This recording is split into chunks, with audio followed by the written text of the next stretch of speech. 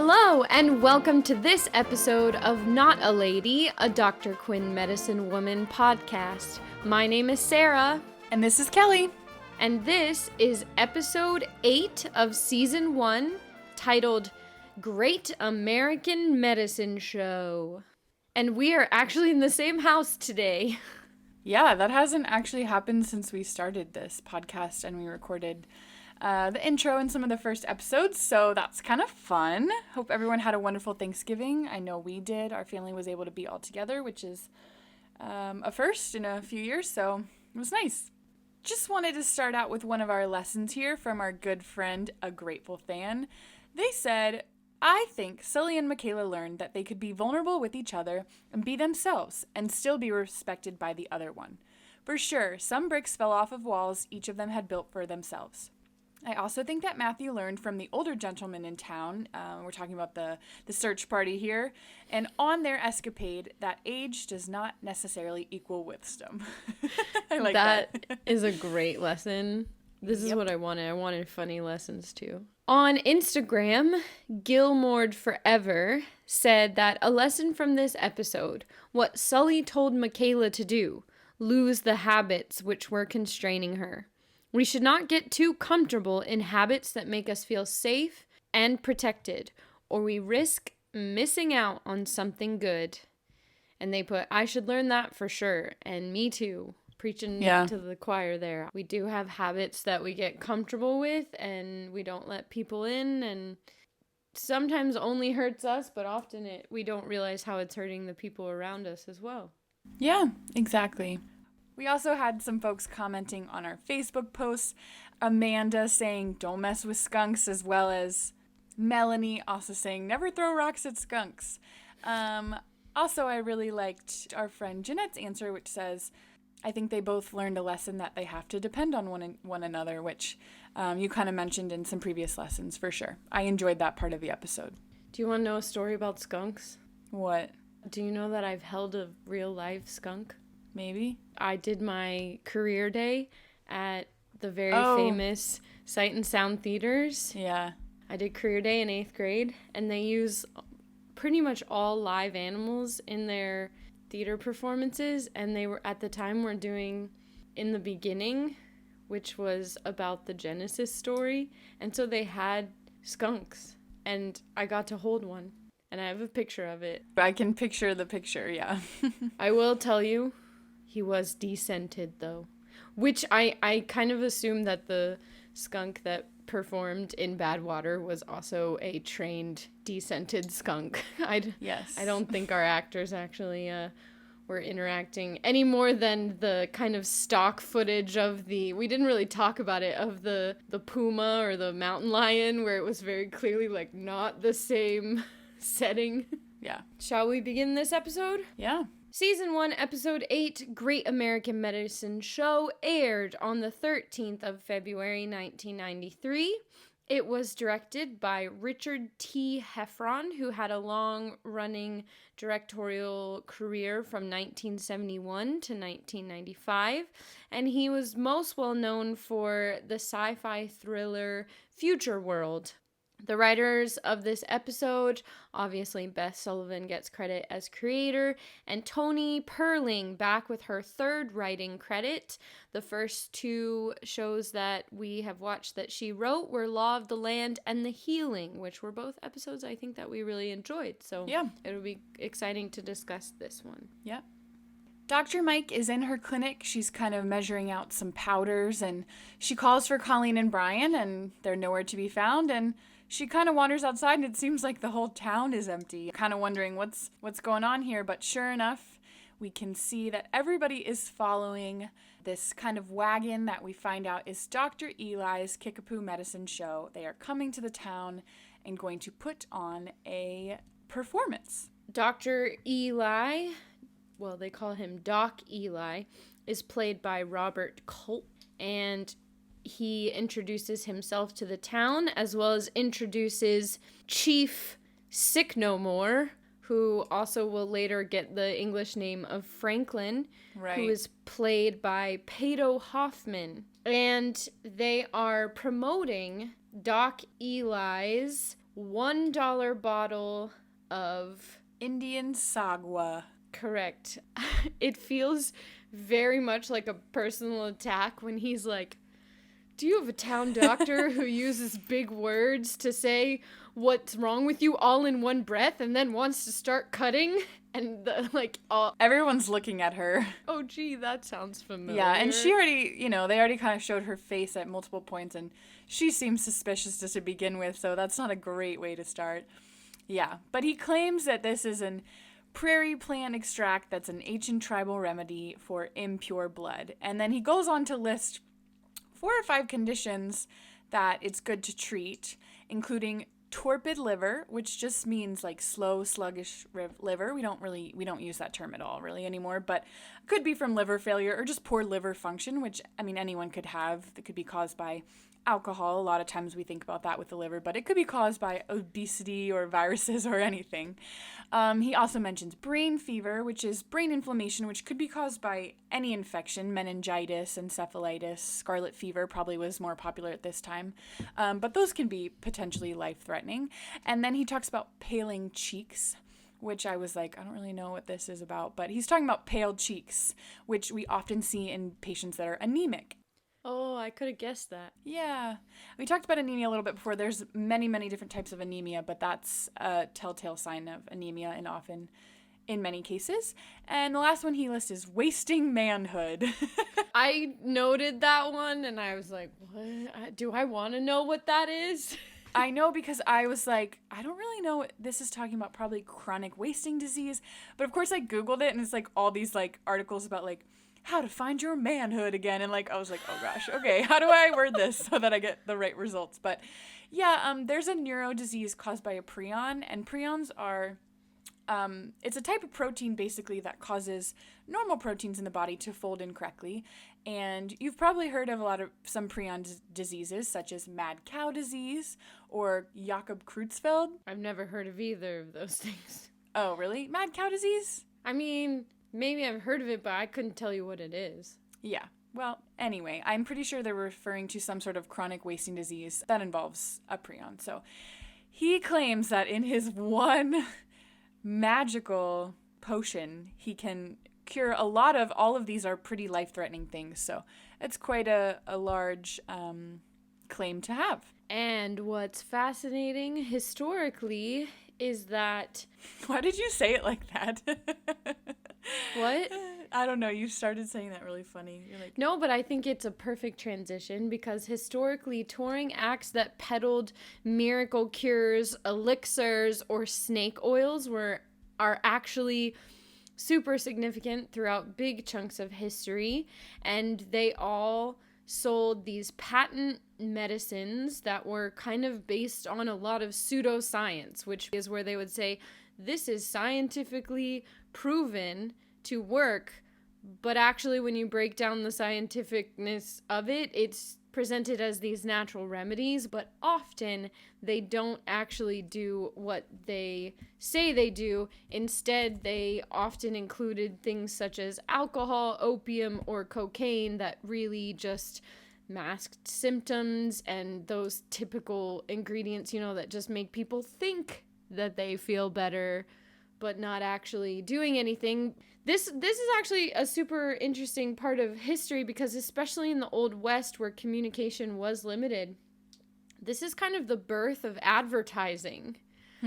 Because these are your commercials before we had, radios and televisions, because they would travel with performances and, kind of like freak shows. And, I think right. about, this presentation to get people into this awe and inspired and things they've never seen before. And then they end it with, and hey, let's tell you about this awesome thing that can fix all your problems. Right. And when I was doing research, the two most popular in history, the most popular traveling acts that had these miracle cures and elixirs, there is actually in 1881, the Kickapoo Indian Medicine Company was established by Charles Bigelow and John Healy, and they traveled the country selling this sagwa or Indian oil, and built a lot of their credibility off of the Kickapoo tribe and this idea that they were, long tested, successful among native tribes. And the Kickapoo, which we brush over briefly with Franklin's character, but it was an Algonquin-speaking tribe that was found most commonly south of the Great Lakes. Of course, once the U.S. started putting tribes into reservations and stuff, their location would change. But the Kickapoo were actually one place that they were very involved in, United States history, is they were one of the most prominent tribes to fight alongside the British during the French and Indian War. So when France and Britain were fighting over rights to land territory in what would be now the East U.S. coast kind of line. So very interesting kind of to find out that this whole Doc Eli's whole medicine show is not just one they made up, but actually a real life. These guys peddled this miracle cure and had a lot of people buy. Yeah, no, that's really interesting. I wasn't even thinking that this was probably like I said, I'm sure that these kind of traveling things happen, but I wasn't even thinking that like this was probably a real thing that happened. So that's actually really interesting. We have the title sequence. Did you notice? Oh, I skipped it. No narration. I skipped it. It's just interesting to me when they choose to do it or not. And I will say right off the back that this episode tonally is so different than last episode.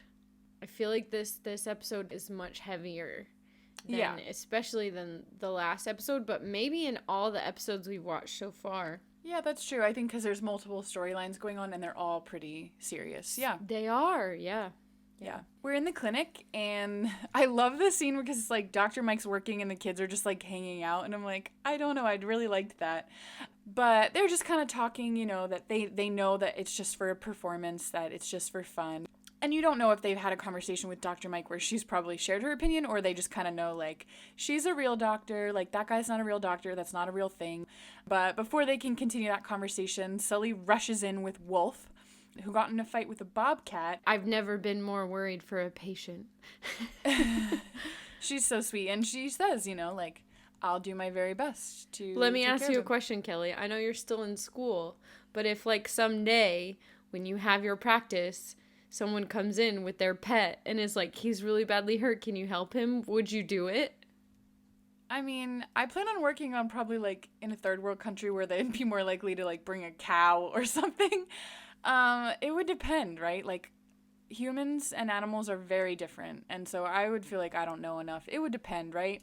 When we had that previous episode with Byron the deer, right? Like, if I just had to stitch something up, I could do that, but... Well, the question just was, would you try? Because she even says, like, I'm not a vet, but I'll try. It depends, right? In the United States, that's not going to happen. Somewhere else, I don't know. It would depend on the situation, I think. Depend on how many other patients I have, I don't know. I'll call you when it happens, because I'm sure it will. I want your answer to be, yes, you will save my dog. Sorry. Yes, I mean, yes, of course. But, like, also, I wouldn't promise anybody anything, because, like I said, humans and animals are very different, so. We shift to the saloon, where Doc Eli and his crew seem to have made themselves right at home, because I guess they're trying to win audience members or clientele at the saloon, and they know that drunk people are easier to convince. I don't know. Or maybe, like, what I was thinking is, I'm like, people that are getting drunk are in some sort of pain, whether it be physical or emotional, so yeah, they might be more likely to buy something like that. Yeah, that makes sense. Good call. Well, this is the first time we get the native who he previously addressed as Sick No More, which is a terrible name, by the way. But then he calls him Franklin. Chief Franklin, yeah. And then he says he's the smartest Indian. They never actually explain what makes him smart, because then in the next scene, what's making him amazing is him doing this, like, jumping act. Somersault, yeah. But before that happens, this is where it's gonna, like, it's a little uncomfortable, but this guy comes out and he's mad because Myra said she's feeling sick, and he says he's not receiving quote-unquote hospitality, right? Yeah. Which is, it's just all really uncomfortable. And you remember how I said I really loved Hank in the last episode? Oh, he's a total jerk. I really hate Hank in this episode, unfortunately. Yeah. But Doc Eli gives Myra a free gift of the Kickapoo Indian prairie plant extract. Say that 5 times fast. Just say sagwa. As a gift to help her feel better. Female problems. Yeah. What does that mean? I feel bad for her. But like you said, next thing we know, Chief Franklin is saying he will do it. And we're kind of like, what is he talking about? He's going to do what? And that what we find out very quickly is this back somersault into a barrel of water from the top of this bell tower well thing. And before he does it, Doc Eli says he once jumped off Niagara. Which, by the way, I looked it up. By 1901, only 3 people recorded had gone over Niagara Falls, and not a single one of them had survived. Yeah, I know that. The first person to survive going over Niagara Falls was a woman by the name of Annie Edson Taylor, who first tested her barrel by sending a cat over, which I'm like, poor cat, and then she did it herself and survived. But historically, as far as recorded attempts go, and not all of them were attempts to survive, some of them were failed suicide attempts, but only 16 people recorded have survived going over Niagara Falls. I'm sure it's part of their storytelling, embellishment, exaggeration role. I'm sure it is, but I was like, is that real? Nobody questioned it. But what's interesting is Sully and Dr. Mike come out of the clinic and are watching that happen. And she kind of turns to Sully. And at first she says, this is the snake oil salesman I was telling you about. And at the first time I watched it, when she said snake oil, I thought it was her calling him like a snake. Like, this is that slippery snake salesman, but actually like snake oil is like what he was selling. Well, it makes more sense now that you've explained some stuff earlier. Yeah, definitely.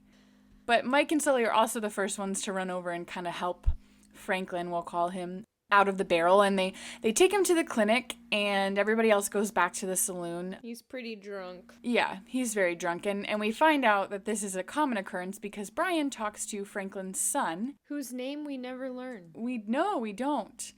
But he says he's just drunk. There's no cure for that. Right. At the clinic, they take off Franklin's shirt, and they see scars on his chest, and Dr. Mike asks Sully what he would have gotten the scars from, and Sully immediately recognizes that Franklin must be Cheyenne or Sioux because the scars are from the Sundance. So I did a lot of reading about the Sundance because I've heard of the Sundance before, but my understanding of it is very limited.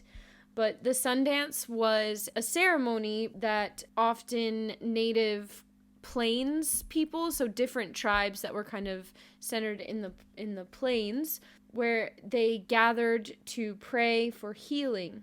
And the Sundance was one of the most prominent prohibited ceremonies in Canada, and the U.S. tried to subdue certain cultural practices, and the Sundance was one of them. The Sundance often included traditional drums, sacred fire, a ceremonial pipe, fasting from food and water, and it often included ceremonial piercing of skin or a physical endurance trial. And that skin piercing, one historical document described it as sometimes warriors would have rawhide thongs, like pegged through the skin on their chests. Ouch. Kind of seems like what they may have, based on the scars that Franklin's character had, they might have been referencing. Mm-hmm. What's kind of interesting about the Sundance, though, I read this very long article where it was like a lot of Native tribes still to this day, don't talk about the Sundance. And part of that is because they believe that outsiders cannot and should not understand what it was. And they kind of believe that not talking about the ceremony showed respect for its sacredness. So even today, there are not many documented information about the Sundance. What we do know, and like what the things I just told you about, were often just outsiders observing the ceremony without really fully understanding what it is or why it is. Right. So I want to say that being like, I just gave you all these facts, but I want to acknowledge that I, as a white person, and probably the outsiders who documented these things about the Sundance, really don't even fully understand its purpose culturally and even spiritually for the people who practiced it. But I think it's important to just remember that this was a cultural practice that was prohibited for a time by, you know, the government and European influenced people, and so that we probably don't even know all of what it is then and now. Right. But it's considered very sacred and something that is not to be taken lightly. So the fact that he has these scars, and it's significant. Yeah, Sully recognizes like this is no small thing. Right. Dr. Mike kind of continues to check him out, but next thing we know, we have Horace. Cute little Horace. Horace is like the sweetest in this episode. Oh my gosh. And he comes in and says he has a friend with a female problem. Which I feel like he's already done this. Didn't he do this the first time around? I think so. And at this point, you know, Dr. Mike's like, you mean Myra? He's like, yeah. You know, like, there's no point in even trying. Like, it's Dr. Mike. But Dr. Mike says she will check on her in the morning. And I thought this was also kind of important because it's her way of saying, like, she's going to follow through and check on a patient. And it just made me think of the whole experience she had with Harriet, where she told Harriet to come see her, and she never said that she would, you know, kind of make sure that that happens. So even though she hasn't seen Myra at this point, somebody asked her something, somebody's brought up a potential health issue, and she's intentional in saying that she will follow through with it. So I thought that was pretty good. Yeah. They have another visitor in the clinic. This time it's Doc Eli. He's coming by because he is coming to get his Indian, basically, because they have a show to do. And he sees Wolf, and it's kind of funny. And he says, interesting clientele you have here. Yeah, it made me think of The Visitor when Elizabeth Quinn was there with that honkin' pig. And it's like, yep, this is life. Yeah. Yeah. I think she doesn't even blink.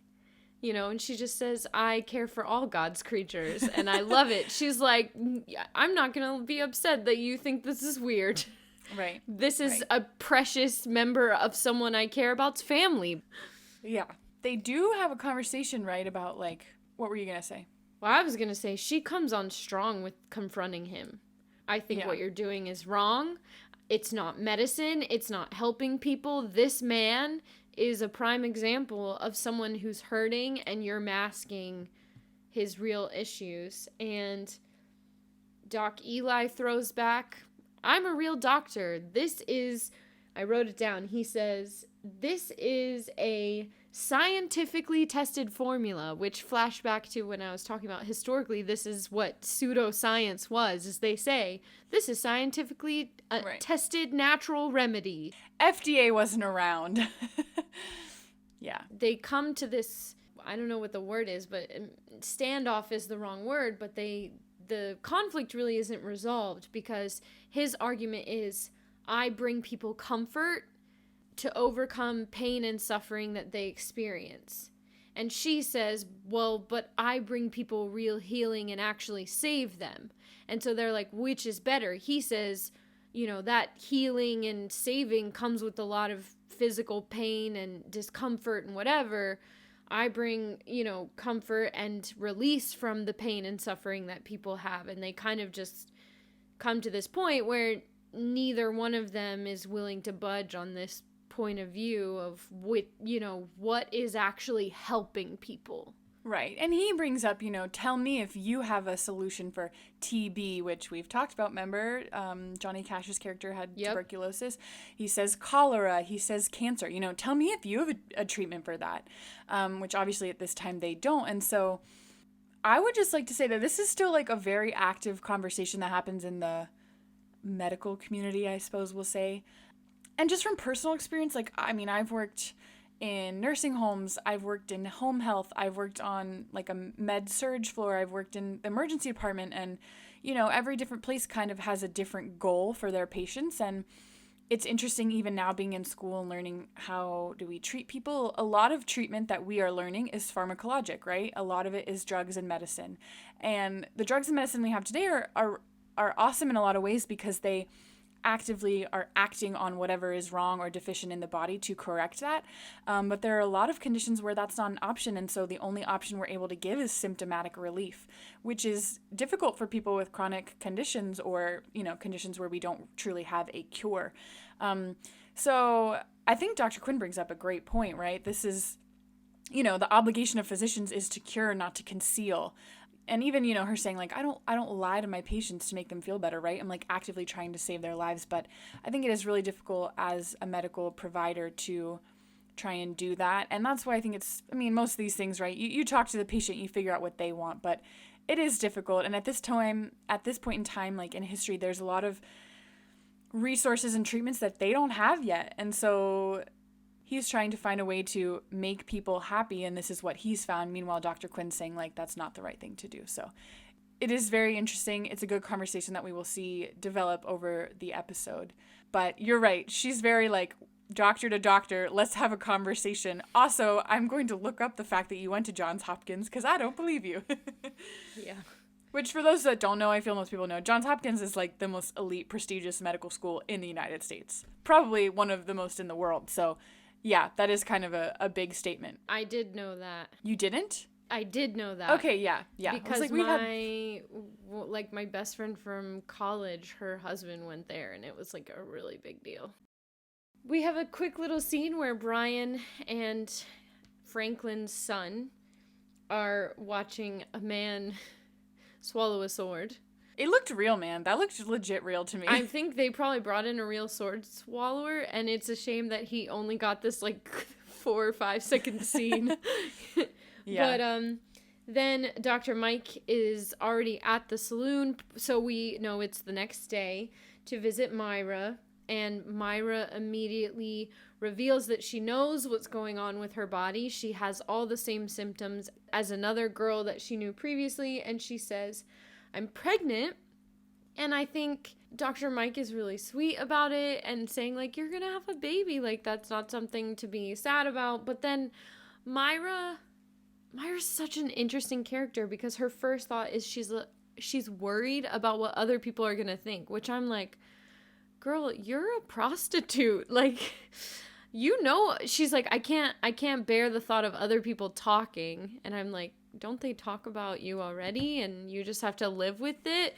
Yeah, she still probably doesn't like it. No, yeah. Well, and of course, having a baby out of wedlock, unfortunately, is more scandalous than, just being a prostitute. Yeah. But anyways.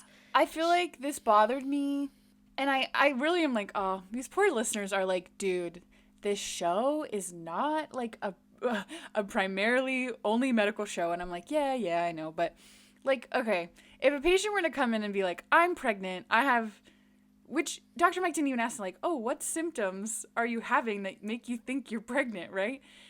She just is like, oh, you're gonna have a baby, which is fine. And I get she's trying to be really sweet, but in real life, I think there should have been some questions asked. There obviously should have been an exam, which she tried to do. Isn't not having your period the most obvious reason that you're pregnant? Sure, right? But that could be for a number of reasons. No, I know that it could, but I'm just saying, if that's what's happening and based on what her job is, it's not out of the ordinary for her to say, Dr. Mike, I'm 100% sure I'm pregnant because of But these two things. You're not 100% sure. You're not 100% sure. No one's ever 100% sure. I know. And I think, obviously, had she come to the clinic, Dr. Mike would have, been able to do what she needed to do. But like I said, so much of what I've learned in school is taking a good history, and it just bothered me that there were no questions asked. It was like, oh, we're just going to 100% believe the patient. I mean, it's different today, right? I mean, you want to know the reason that you go to the doctor and you immediately get a urine sample is because they're doing a urine pregnancy test on every single woman till you're 55, 60, they're going to do one on you forever. So I get that. It's very different today. I wish there would have been more questions asked. But it's okay because she says you're going to have a baby. And like you said, I think she immediately says, what are people going to think? And then she said, what's Horace going to think, right? Yeah. And that is true. And before they can even do an exam or have a better conversation, Hank's being a jerk, kicking her out before she can do any of that. He's so rude. Yeah. Dr. Mike, I think, is a really good friend because she immediately goes over to the post office just to, which I don't know if this is like the only reason she does. Well, we know it isn't because she also wants to send a telegram, but she goes over just to let Horace know, like, she's gonna be fine. Like, I think also just to say, like, I just want you to know I did check on her, like you asked me to. Because he paid her. We didn't talk about this, but he actually paid her to even go over. Which is also why I think it's kind of dumb. Like, I wish she had said to Hank, like, someone else is paying me to be here, so you don't need to be a problem. You know what I mean? Like, yeah. Well, you don't like that she said she's going to be fine? No, why would you ever you don't know that. Why would you ever promise a patient or a patient family member that unless you're 100% sure, and you're not because you didn't do anything to make sure. I don't know. It bothers me. And I mean, honestly, they could have had a scene later where Hank's upset that she promised that or said that. But he didn't, which is fine. But you mean Horace was Horace's yeah, upset? Right? Like, don't promise me she's going to be fine, and now we're talking about even if she's going to live. I don't know. It also annoyed me how Dr. Mike's like, oh, well, she has something she wants to tell you. And I'm like, Myra could have 100% changed her mind and decided not to tell him, or I don't know. I think that kind of bothered me a little bit. But Myra did ask her, can you be there when I tell them? Because there's going to be a scene. I know. It's like this build-up for Horace, I feel like, that she's giving him, and I wish that wouldn't have happened. But like I said, I'm being a little critical, and I feel like I feel bad. I apologize, listeners, but I know it's a different time period, and I know it's just a TV show, so. No, it's fair. Listen, I've gone on my soapboxes about things. I will say I'm not a medical person, so actually this whole sequence didn't bother me based on Myra's career and her being, you would assume being familiar with her own body. If she told me she was pregnant, I would be like, yeah, of course you are. Like, and it is kind of funny because Dr. Mike does it and Hank does it. They're both like, how? I mean, I know how, but how? Like, come on. Like, of course she's pregnant. Like, it's actually, you should be saying like, oh, I'm surprised it didn't happen sooner.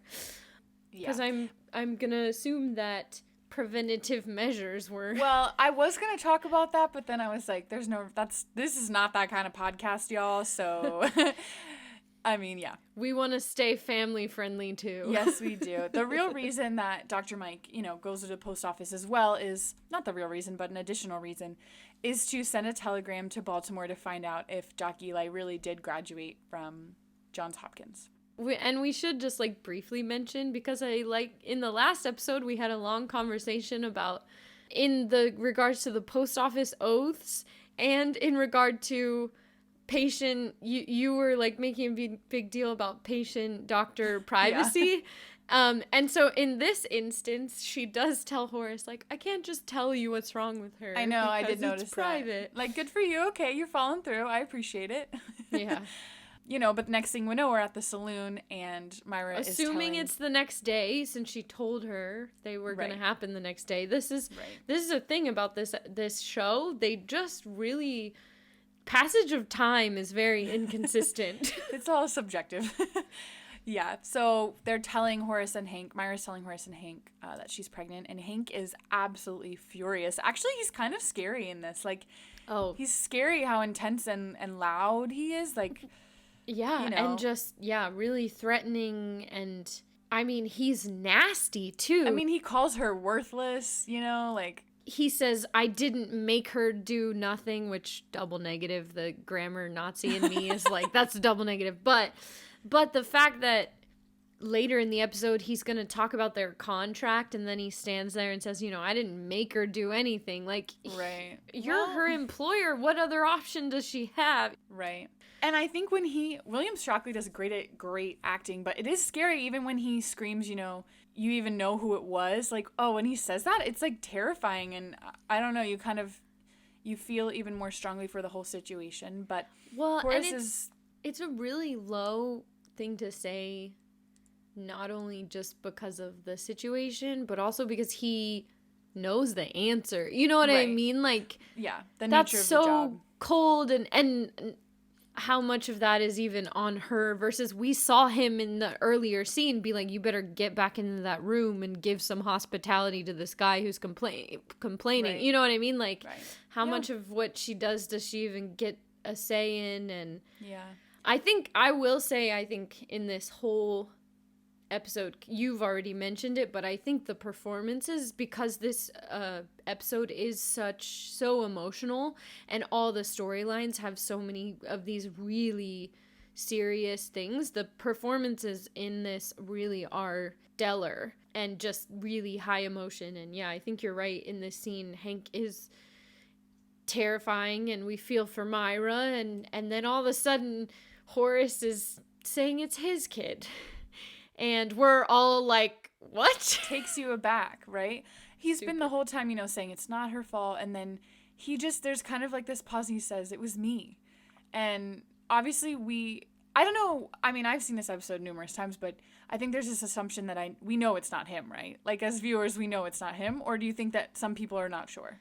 I will say, and I am kind of rewatching these for the first time in years, the first time I watched this and I saw that, I wasn't sure if he was lying or telling the truth. Mm-hmm. And it surprised me, both ways.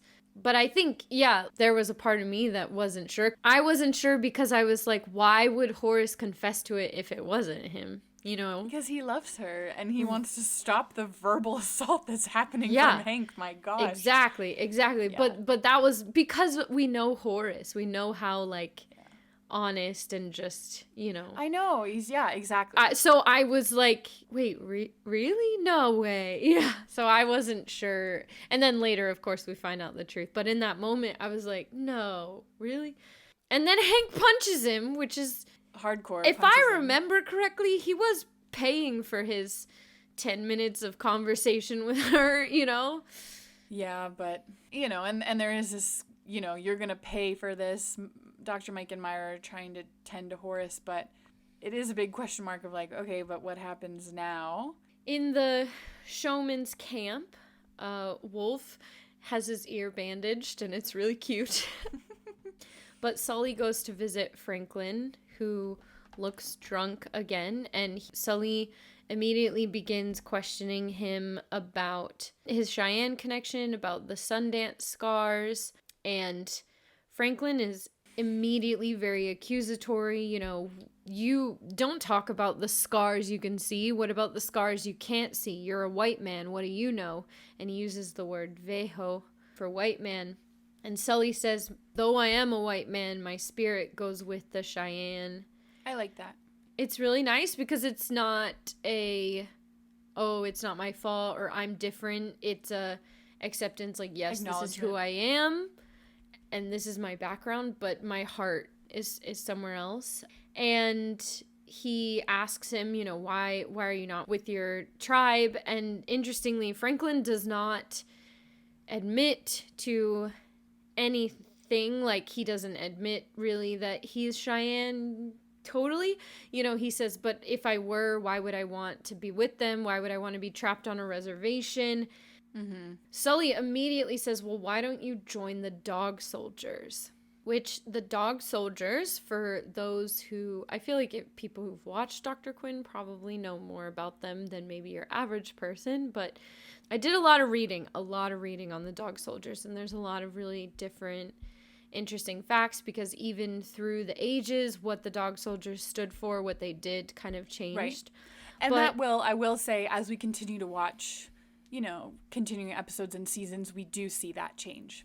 Yeah, but the Cheyenne are described as the most distinguished tribe for their warlike qualities. And so the dog soldiers were kind of like a society or an order that were born out of the tribes and born out of a desire to they had like their own songs, they had their own rituals, and in the beginning they were more of like a police for the tribes. They kept the order, but through the era in like the 1830s, there was the first time that they led a campaign against other tribes. The dog soldiers were a group of warriors who refused to settle on reservations. They refused to make any treaties or agreements with the white man. And they were one of the most prominent groups who were active in revenge raids, or I shouldn't say necessarily revenge raids, or avenging raids after the Sand Creek Massacre, which we know the Sand Creek Massacre happened during episode 1, the pilot of Dr. Quinn Medicine Woman. And what's really interesting is that we know that Cloud Dancing was a witness to that because he was one of the natives who showed up with Sully at the homestead when Black Kettle needed the tracheotomy. So it actually makes sense in that connection that Cloud Dancing did join the dog soldiers, and they worked very hard to kind of prevent troops from discovering native camps. And so that kind of falls in line with in the epidemic episode where Matthew kind of rides into this area to go find them, and there's the sentry, like the guard native who's dressed as a soldier. And so there's a lot of resources and writings about the dog soldiers. In the beginning, the dog soldiers were kind of viewed as a friendly order and society of warriors until history or circumstances forced them to become quite violent. Right. But the invitation for Franklin to join them is an invitation for him to reject just living on the reservation, but actually standing up for his people and trying to be an active participant in protecting them from whatever, the white rule in the area is trying to do. Right. And I like the line, when Sully tries to give him the medicine bag, which I believe is the necklace that he gave to Matthew in the epidemic to go meet Cloud Dancing. But when he says, this is a Cheyenne medicine bag, I want you to have it, and Franklin holds up money and says, this is my medicine now. Yeah. Because I think it's a... Did he hold up money, or I thought he held up... Oh, sorry. No, not money. He held up money earlier. He holds up the sagwa, the Kickapoo, remedy, and says, this is my medicine now, kind of really symbolizing his giving up of hope, giving up of tradition, and just being like, I live by this numbing of my pain. I don't want to acknowledge it, I don't want to change it. And so I thought that was good writing. Yeah. And they do this shot where they kind of show him taking a swig of it, and then we see Myra sitting in her bed taking a swig of the sagwa. This made me laugh, though, because Horace opens the window, and she's like, Horace! And then, we never see Horace's face. All we see is his long legs sticking through at a very awkward angle. Yeah. Climbing into her room. But he says, I had to see you. And Myra even acknowledges, oh, this is so romantic. Like Romeo and Juliet. And I know you have something to say about that. All right, ready? This is one of those times I'm going to pull out my soapbox, okay? Remember, guys, English teacher here. British literature teacher here. Romeo and Juliet is the least romantic love story.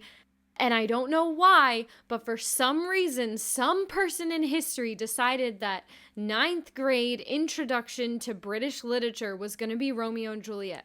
Let's talk about Romeo and Juliet for a minute. Romeo and Juliet is the story of two 14-year-olds, by the way, children, who meet and know each other for 4 days.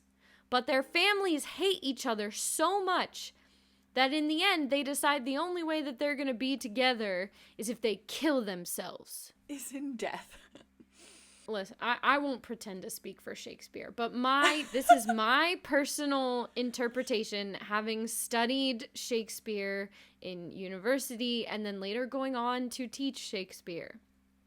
I believe that Romeo and Juliet is more of a story about how hatred and loathing and revenge destroys innocent people over being some saga of two 14-year-olds who knew each other for 4 days and therefore are the ultimate love story. Yeah. It's not about love. No. It's about the families. Then the Romeo and Juliet ends being about how the families had to live with the fact that their children died because they couldn't make right, their grievances and their hatred. But obviously it's very similar to now that's the only thing that Myra knows is supposed to be romantic. So she's like, let me equate this to that. Exactly. Yeah. So when you're talking about great love stories, don't use Romeo and Juliet. There are a lot whole separate podcast. Better examples of grand love stories. Yeah. I feel like that anyone that read it should know that by now. But anyway, I thought it was funny when she said, this is so romantic. I'm like, oh, Sarah's going to have a word about that. It's not romantic. They were 14. Myra does seem pretty weak here. And Horace actually is pretty romantic because he says, I actually wish I was the father of your baby. And he's so cute. He's like, maybe, maybe you'd want to, marry me sometime, And she doesn't immediately respond to that proposal. And he's like, oh, what a stupid question. I'm so stupid. And then Myra just casually says, yes, I'll marry you. I think she just never expected anyone to ever propose to her. So she was so caught off guard. Yeah. I don't know. I just... I don't care if it's, silly or unrealistic or whatever. I just think Horace is really sweet. And as much as he's very... I don't think he's cowardly, but I think there's been oftentimes in the show that's been equated with him, Being kind of dopey. Yeah, he's not the most popular, attractive, brave person, but he is very kind and sweet. And so I think it's really intentional. He really cares about people. Yeah, and so they kind of hug, and next thing we know, Myra actually passes out, and so Horace carries her out. I don't know about this, but for me, it seemed like nighttime, right? Because she's in her nightgown, and he's crawling through the window he's trying to be stealthy, but then he just full on walks her out of the saloon into the street. It's and broad daylight. Oh, it's daytime. Yeah. Nope, I wrote that down too. Which I guess it's fine if she was in bed in her night clothes during the day, because we know she's been feeling she's not ill. Yeah. But yeah, based on when he was climbing through the window, it looked dark. Yeah. And it just definitely made me laugh. Wasn't dark. I was like, when he this walked is not outside. As middle of the night and romantic. And there's people just walking around the street, and he's kind of making a scene carrying her over there. Yeah. But Dr. Mike finally gets to do, hopefully, a very good exam on Myra, and we see her palpating the abdomen, which is something you should do in a good exam. That's great. And next thing we know, she's coming out to talk to Horace to say that Myra is no longer expecting, but she has a growth or a tumor on her ovary, and that she needs an operation. Then it gets really dramatic, in my opinion, where it's is she gonna die? And there's this intense music, and it's not if I can help it. And it's I don't know. I was whoa, this is just a little too much for me. But things change very quickly in the storyline because Myra's not pregnant. Yeah, so the next scene, Dr. Mike, I believe it's a new day because she's got new clothes on. And she's headed over to the show camp. She walks into Doc Eli's tent and calls him Dr. Jackson because she has received a reply from Johns Hopkins, and it turns out that he is not only a real doctor, but also was one of the best in his class. And we get the feeling that he's a little bit drunk, and she is asking for his help in performing a, what's it called? Say it. Ovariometry or something. What is it? Oh. No. So what they call it, which is not very commonly used today, but ovariotomy. I was close. Ovaire being like ovarian. Ovary. Yeah, ovary. And then so otomy means cutting or making a incision. So it would be making an incision into the ovary. What we call it today is a oophorectomy, which there may be an OBGYN out there that would say that's not correct in pronunciation, but I've only ever heard for, and that means ovary, and then ectomy would be the removal or excision of. So we kind of call it an oophorectomy today. But it would be, which they can often do with, if you have a cyst or a tumor, or if you're taking out the whole thing, removing the entire ovary, which happens to a lot of women, and it happens bilaterally sometimes too, where they have to take out both. Hysterectomy. Hysterectomy is the uterus, so that's a bit different. Okay. But yeah, same idea. Hyster meaning uterus, ectomy meaning the removal of. So yeah. But it's still something they do today. It is an intra-abdominal. So when you see them later cutting into her abdomen, it's still that kind of thing. But it comes with, a lot of risks and post-complications, which we'll see on later. But Dr. Mike does. She says, I've only assisted. I've never done one. And he's done many. And so she wants Doc Eli to perform the surgery. And I really enjoy her statement, which is, after he's like, no, do you even know the chances of her surviving? It's very low. But she says, do you know how hard this was for me to ask you? And I thought that was good because we've talked so much about on this show about... Yeah, about her not being able to ask for help. Right. So I'm like, oh, I like that. We're running with it. Maybe you'll have more to talk about with this, but without saying everything word for word, Doc Eli goes into the fact that he saw a lot of war injuries. He heard a lot of horrible sounds. He sawed off limbs. He's seen many, many traumatic things, and he doesn't want to do it anymore. He can barely hold a knife. It's not something he ever wants to experience anymore. I do have some things to say about this because he mentions 3 specific battles: the Battle of Gettysburg in Pennsylvania, the Battle of Antietam in Maryland, and the Battle of Fredericksburg in Virginia. Gettysburg and Antietam were in the list of top 10 highest casualties of battle. All 3 of these battles happened in 1862 and 1863. And I started looking up specific numbers on those killed and wounded in those battles. But then I decided just to look up the casualties of the Civil War because I feel like a lot of people know the Civil War was bad. It was bad. But I was like, I don't actually know how bad. And so I looked it up, and up until the Vietnam War, the number of men killed during the Civil War surpassed all other American wars combined. Wow. I learned a lot from this. So the total estimated dead in the 50 battles that happened during the Civil War was 624,511. Over 600,000 died during the 50 battles of the Civil War. Okay, the Revolutionary War, the total number of casualties, 4,435. World War I, 116,516. World War II, 405,399. That's 200,000 less deaths in World War II than there was in the Civil War. Yeah, wow. That's insane. Crazy. To think about those numbers. And so I think for me, actually, first of all, the writing in that scene, this scene is so chilling. I actually felt chills when I watched the scene, and I think it's the performances, but I think it's also, and this was before I read the statistics, and then I read the statistics and was thinking about what has this man, this Doc Eli, this character, what has he witnessed, and no wonder he doesn't want to cause any more pain, by being a doctor. He just wants to make people feel better, whether it cures them or not.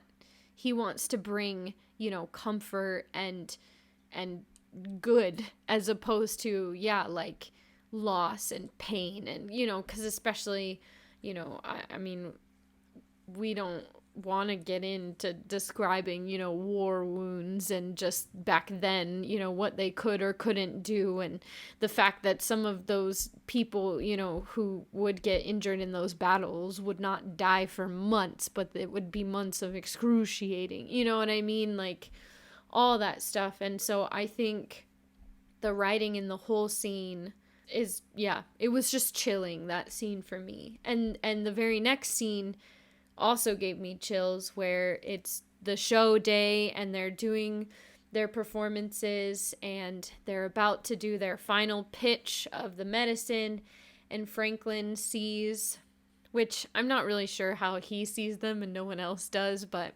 Cloud Dancing and some other natives are in the woods on horseback, and Franklin suddenly, I don't know if he feels overwhelmed or if he feels distracted, but he can't seem to get his words out, and he runs to get away from, I don't know if it's the reminder of his people or what he lost or what he walked away from, but Sully chases after him. Cloud Dancing comes, and Cloud Dancing, says a number of things to him, but he says it's time for you to come home, which is like, you and your son, yeah, emotional. And he talks about like, all my people were slaughtered, he doesn't have a home. And you realize, what was he drinking away? What was he using this money? He was trying to buy himself out of feeling guilty for being a survivor, which in the previous, scene, we're almost talking about like survivor's guilt is a real thing, and it, results in real like forms of PTSD and stuff, where people feel like, why me? Why did I survive? And then Cloud Dancing hugs him, and he's crying, and it's emotional. Both of these scenes just had me kind of in chills. Just like the performances are so raw, and so the emotion here is very real. And this is where, like, compared to last episode where there were these really light, which was still a great episode. But it was like the laughs that we got in between, the romantic, then here being like, this is heavy stuff. These are supposed to be our villains, right? Like Doc Eli's supposed to be the villain of this episode in a way, like that's what we expected, but actually he's not. We realize this is a man who's really hurting, and we want to be like mad at Franklin and why are you doing this? Why are you helping sell this stuff that isn't real, turning your back on your people, whatever. But then we realize it's because he's carrying this really, really heavy guilt and anger and self-hatred, and the writing and the emotion and the performances, like everything is amazing. And I just wanted to say, like, even listening to Doc Eli talk about that, I worked on a level 1 trauma unit, and I think there's a lot of people, obviously not comparable to a massive war, right? But I think a lot of people, not just providers, but healthcare professionals that work in trauma struggle with those same kind of emotions and things that internally you have to deal with. So yeah, I agree. I thought it was pretty deep for a show, but I appreciate the historical context too. That's really, really interesting. Back at the clinic, Horace is looking after Myra, and I had a very sweet flashback to her doing the same thing, wiping his forehead with a wet rag when he had influenza. Yeah. Probably, I mean, one of their first interactions, and now they're engaged in having a child. Just kidding. Not. Yeah, but she gives her laudanum for pain, which we've talked about laudanum before. I don't know if you remember talking about tincture of opium. Yeah. I remember saying opium. Opium, yeah. And just, I mean, again, it's very similar today. Opium is highly addictive, but also now it is very strictly regulated. It was not during the time, but I mean, similar to what you were saying earlier about cocaine, opioids, I forget the other one you brought up, but I mean, those things all reduce neuronal excitability. So they reduce the ability of the nerves to become excited, right? So that's going to suppress a lot of your system. I could go into a lot of science, but it's too much. So for this cause, it's for pain, right? So Dr. Mike explains the procedure. She's going to make an excision in the abdomen to take out the tumor. There could be infection, which makes sense, right? We've talked about anytime you open up the body to outside infection, you can get sepsis. Right. And there is a chance that that tumor could be too far gone, which by that she's saying, I mean, it could be extremely oversized, but also could have metastasized to other parts of the body, which is very common for cancer. You might not wake up, and Myra says, but I will surely die without the operation, and the answer is yes. Could she, this is like a question I should have asked earlier, but would she be able to tell that she has cancer without opening her up? Like, I feel like nowadays cancer, don't they see it through like x-rays or something? Not x-rays. You can't always tell if any sort of neoplasm or a tumor is malignant or benign, right? We've heard those terms before. No, you can't always tell in CT, and so this is why a lot of times they do biopsies to take a little piece of that tumor so they can send it to the lab to find out if that is malignant or not. So in this scenario, I mean, especially without imaging, without that, I think it's extremely unlikely that she's going to know if that tumor, I mean, it could be a cyst. All she knows is she felt a growth and that Myra's having certain symptoms.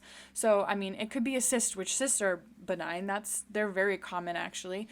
So there's no way to know at this point. Gotcha. I don't like the next scene. Well, but in that scene too, like Horace cries, and then I'm like, Yeah. why is this episode so emotional? Yeah.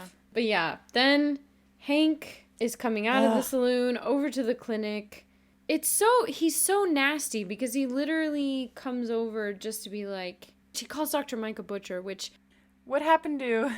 We were so worried last year. Yeah, and I mean, let's not talk about, the last episode where he literally, went out with the search party to find her, but they start to fight because Horace is like, she's gonna have the operation, there's nothing you can do about it.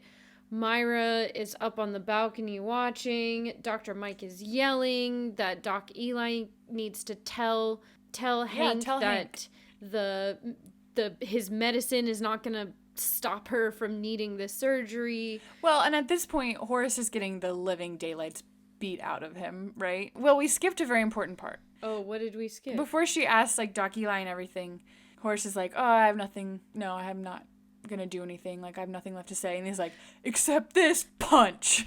I'm like, yes.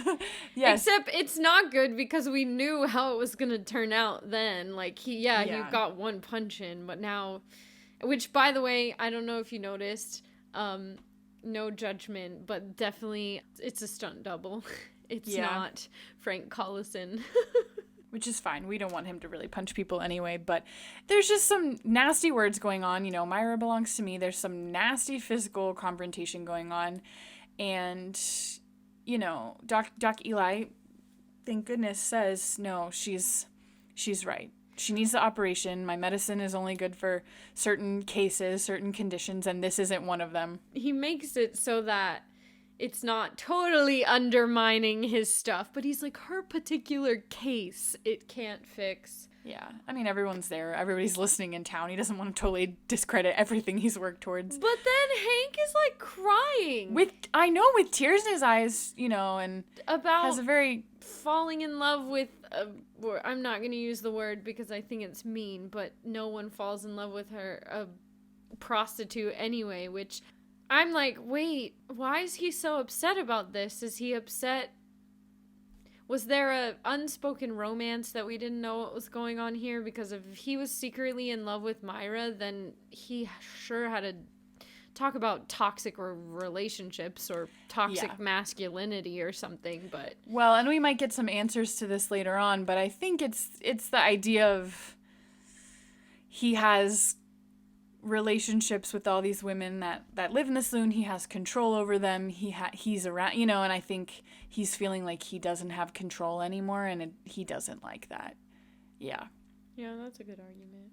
At the show camp, Franklin has decided to leave with his son, which, just want to throw out there, I looked it up. The horse he's riding, I'm 90% sure it's Sully's horse from Badwater. It's that same paint. It's not Cloud Dancing's paint because you I would know. Checked, and Cloud Dancing rode his paint earlier. It's not the same paint, but like I said, I'm 90% sure that it is the same paint that Sully rode in Badwater, which I have this headcanon going on now that the Cheyenne gave Sully this horse after he learned how to ride in Father's Day, and now he's like gifting it back to Franklin, and I'm like, oh my gosh, I just love everything about it.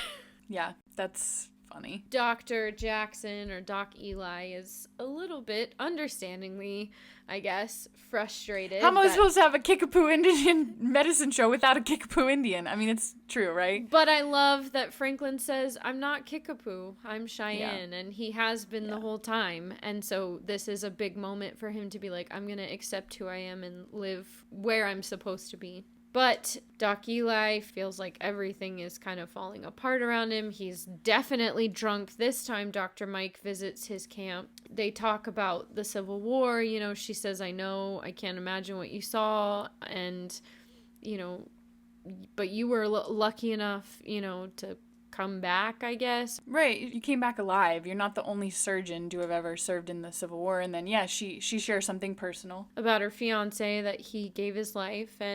And Doc Eli says, don't you understand? I'm afraid. Yeah. Which I almost really, really wish that actually this scene right here was longer. And she could have talked more about some of her fear with some of the stuff that she's experienced, you know? Mm-hmm.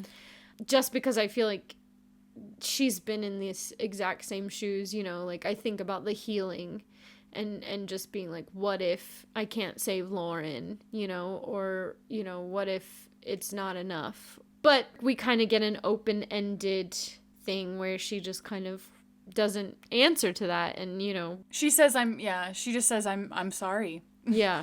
Which I think is good, because she kind of does go on this whole rant about, like, just because you're angry doesn't mean that you shouldn't help me. Like, I think she's thinking, you know, you're angry about all these things that happen, you don't want to push through, and just do it to help someone. And I think it's good that he says, like, that's not the point, right? Like, this is not the conflict internally. The conflict is, I'm scared.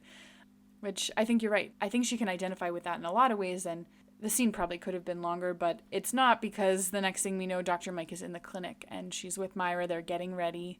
Been no word from Doc Eli at this point. Horace is really sweet. He's talking all about the wedding that they're gonna have, which is really sweet and kind, and probably what she wants to be focusing on right before she's going under the knife. You know, what's interesting to me, though, is they have not actually, either one of them, ever said, I love you. I don't even think they've kissed, have they? Or did they kiss in another episode? I can't remember. I don't think they have. Which is fine, because, let's be honest, their relationship is already awkward. Way more, just complicated, I feel like. But I do want to say, and this is something I learned from being an English major, if there are ever flowers mentioned in a story, you need to look up what those flowers symbolize. And so she says that the flowers that she's always wanted her, or that are her favorite, are daisies. And so I looked up kind of the symbolism of daisies. And in Celtic legend, the daisy is a symbol of innocence and purity, which I think is really, just thinking about Myra's background and how, if that is what she's craving to, maybe like thinking about the loss of innocence, or that kind of, you know, gaining back purity or whatever. And in Norse mythology, the daisy was symbolic of childhood, motherhood, and new beginnings. And so I think either symbol is actually really beautiful for, like, Myra looking forward and what she, you know, wants to see in the future. That's really interesting. I definitely would have not known that. Now you know. Anytime a flower is mentioned in a book or in a movie, you should look up what they mean, because usually there's symbolism in it. Symbolic. Mm-hmm. Very cool. And Doc Eli arrives. Does join us. He does join us, but unfortunately he's super drunk. Again. And, you know, he's like, I'm ready to do surgery. I'm ready to operate. That doesn't sound like a drunk voice. Sorry.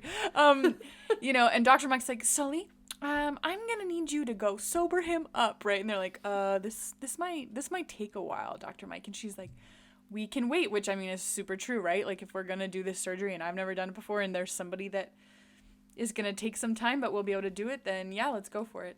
So we have this scene where they're dunking his head in the water. Well, what you might not notice is not only are they like dunking his head, but then Horace's contribution is he's sitting next to them with a kettle and like what I'm assuming is like a cup of coffee. So they're like, ready to coffee, go.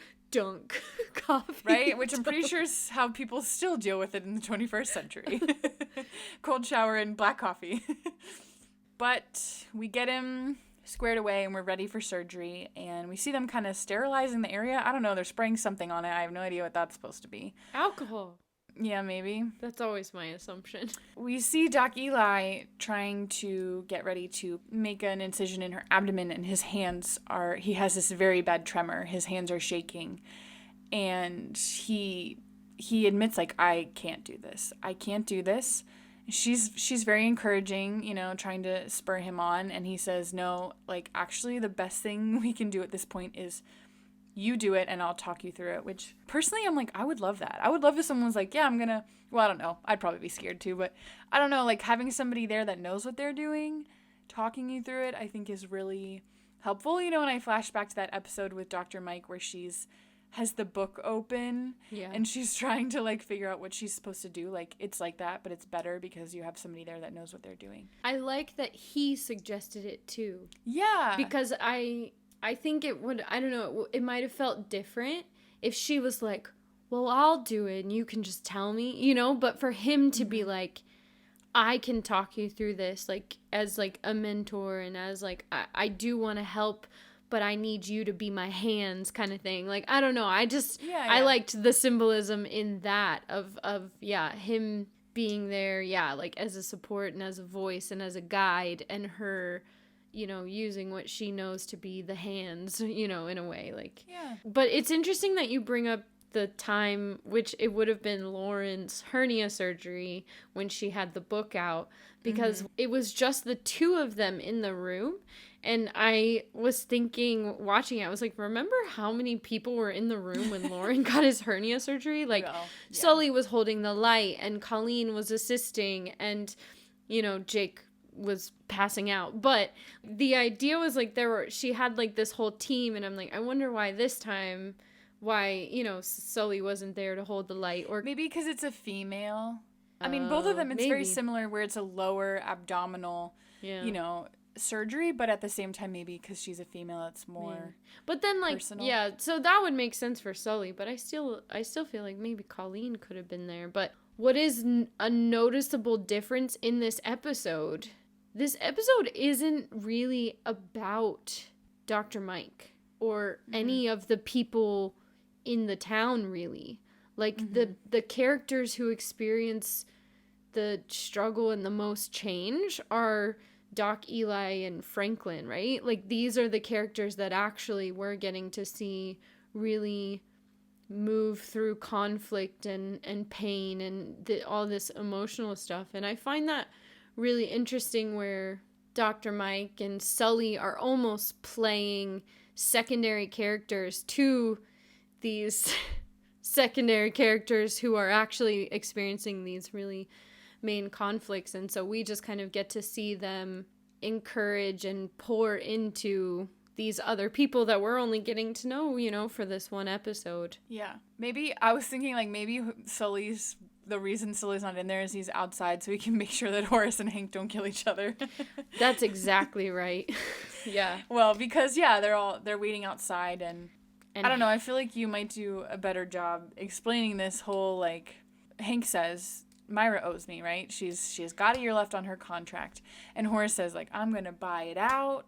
And Sully's like, sit down and shut up, both of you. Yeah. No, it is good. Actually, I think you're right. Sully's just being a good friend to Horace, kind of just sitting with him. But part of me wants to think, like, Hank, I think, does care about what's going to happen to Myra. But the way that he shows that he cares is so horrible. Yeah. And he comes over literally to almost lay claim to her, right? And be like, she owes me. She still got a year on her contract. Yeah. And I just want to be like, ugh. She could die like any second now, so maybe like focus on something else. Yeah. Exactly. But I think he doesn't know how to. He's not. Yeah, he doesn't know how to show that he cares other than just to be there, and he doesn't know how to do that without being a jerk. Yeah. No, that's exactly what I was going to say. He doesn't know how to express his emotions. And so he does it in the way that he does know how, which is super not helpful. But I don't know. I think the shot where it's like Sully and then Horace and then Hank's between them, right? And like you look at poor Horace, he's got like 2 black eyes and like they're just sitting all close to each other. I don't know. It kind of made me laugh. Yeah. Well, and it also just shows us how kind Horace is, because when Hank goes to sit down, like Horace moves over to make room for him. I would have been like, you're not sitting next to me. Like, get out of here. Right. Like, yeah. Yeah. In the clinic, we see Dr. Mike and Doc Eli kind of washing blood off. And they come out and tell the boys that Myra is going to be fine, which again, you know, how do you really know this? But I don't know. I wasn't in the surgery. I mean, she didn't die during the surgery. That's a good sign. Okay, so she's stable, right? Like, I don't know. Yeah. Just as a non-medical person, I really would tell Dr. Mike, take off your bloody apron before you go tell loved ones that she's gonna be fine. That would have freaked me out so much, seeing the amount of blood she had on her apron. Yeah, well, that's still the case today. Like when you leave the OR, 100%. Yeah, but it is really funny because I just talked about this funny shot, and then who's the first person that Horace goes to celebrate with when he hears this? Oh, okay, just randomly hugs Hank, and they're like, Horace. It's because Horace is just a nice guy. Yeah.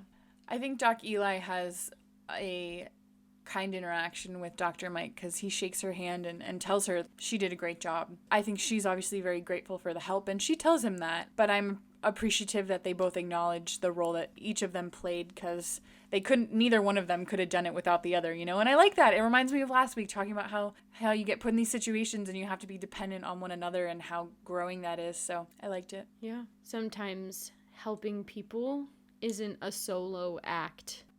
We need people to love people. Inside the clinic, Horace is with Myra when she begins to wake up. You probably would be like, they have another sweet talk where, you know, she's like, I don't know how long you're gonna have to wait to marry me. You deserve better. And he's like, I can wait forever. I think she has this moment where she's like, this doesn't make sense, right? Like, why would this guy be into somebody like me, right? Like, you deserve so much better. And he's like, ain't no better. Gonna pay off your contract. We're gonna have a church wedding. I think you're right. Like, the whole Myra Horace thing is probably not the main focus of this episode, but it is a big part of it, and I like the development that happens. The Horace and Myra kind of love story just really makes me think about the book of Hosea in the Bible, where Hosea marries a prostitute, and like she comes from just this hard background and he loves her through it and all that kind of thing. And yeah, I just think just with how this show kind of tries to maneuver around the fact that Myra is a prostitute, and we really don't know like how she ended up in it and how much of it was circumstance or tragedy or choice, you know, we really don't know. And especially considering in this era, right, the 1800s, you know, women had a lot less rights and couldn't look after themselves necessarily in the same way that a man could, had less opportunity, I guess is what I'm trying to say. And just Horace not seeing her as something broken or used or needing to be fixed, but being like, I can love you as you are because of who you are, not because of what you can be when you walk away from this, that, and whatever. And I think that's a lot of what, you know, the Hebrew book of Hosea is about, but also the bigger metaphor of like scripture, like Jesus coming to earth to save us who are sinners and broken and imperfect, and loving us not because, oh, we can be better, but because he loves us as we are. Yeah, I don't know. I think there's something in all of that I find really beautiful. What is the symbolism of that? Looking beyond people's tragedies of life or whatever. Yeah, definitely.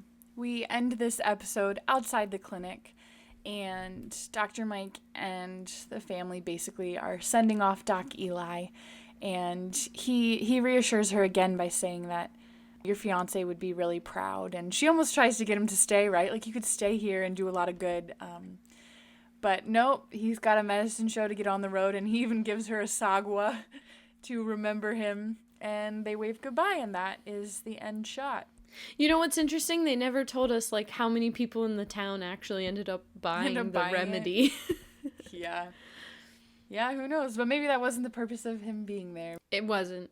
And I think, I think about the episode that I feel like this most closely emulates is kind of The Law of the Land, which is interesting because it's the same writer.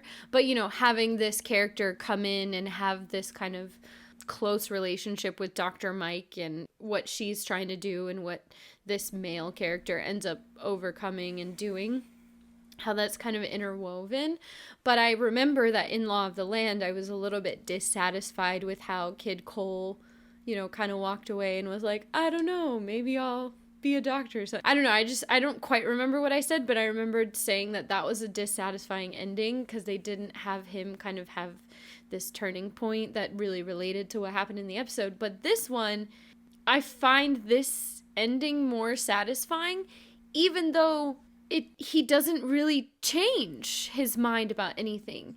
He just faces his fear and is able to help someone. But, he's still like, this is still what I want to do. Like, I want to give this, cure to people and make them feel better. And we don't necessarily even get the hint that he's going to do anything differently. But I don't know. I find it more satisfying, this ending of him walking away and being like, I think he is stronger. I think he has changed, even though he might still do the same thing. I don't know. What do you think? No, yeah, I think it is because we've seen growth in him.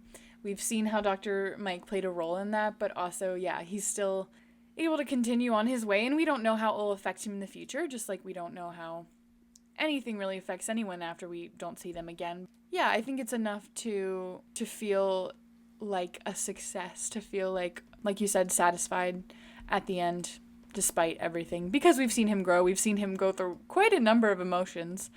I liked this episode, as intense or serious as it may have been. I think also because there was a lot of, medical stuff, so that made me happy. Yeah. Do you have a favorite scene? Honestly, you're probably thinking it's going to be one of the romantic ones or whatever, like maybe Horse and Myra, but I don't think so. I think actually the scene where they're doing the surgery and he says, why don't you do it and I'll talk you through it. Like, I'm not going to go anywhere. I like that a lot. You? I think it's a toss-up for me between him revealing why he's not a practicing doctor anymore, and the scene right after where Franklin kind of reveals that he has the survivor's guilt and interacting with cloud dancing. And it's not necessarily because I love the scenes in that they, don't make me happy. They're really heavy scenes. But I like both of them because I, watching, felt really emotional, which I love that. Like, I love when stories make me feel deeply. Yeah. So maybe I'll pick when Doc Eli, when she asks him for help and he talks about, you want to talk about hard, let's talk about Gettysburg and Antietam and Fredericksburg, just because I think his performance, yeah. Well written too. Just the writing and the dialogue, powerful dialogue. So, ranking. I did say that I kind of equate this with Law of the Land. Which is what, number 3 or something? Number 4 right now, which I just feel like it's a similar vein. Would you say you liked this one more or less than Law of the Land? I think probably more. Just a little bit more. I would agree with that. So do we want to make this... the one above that then would be The Visitor. I don't think I liked it as much as I liked The Visitor. Yeah. Yeah? So do we want to make this the new number 4? I like that. Yeah.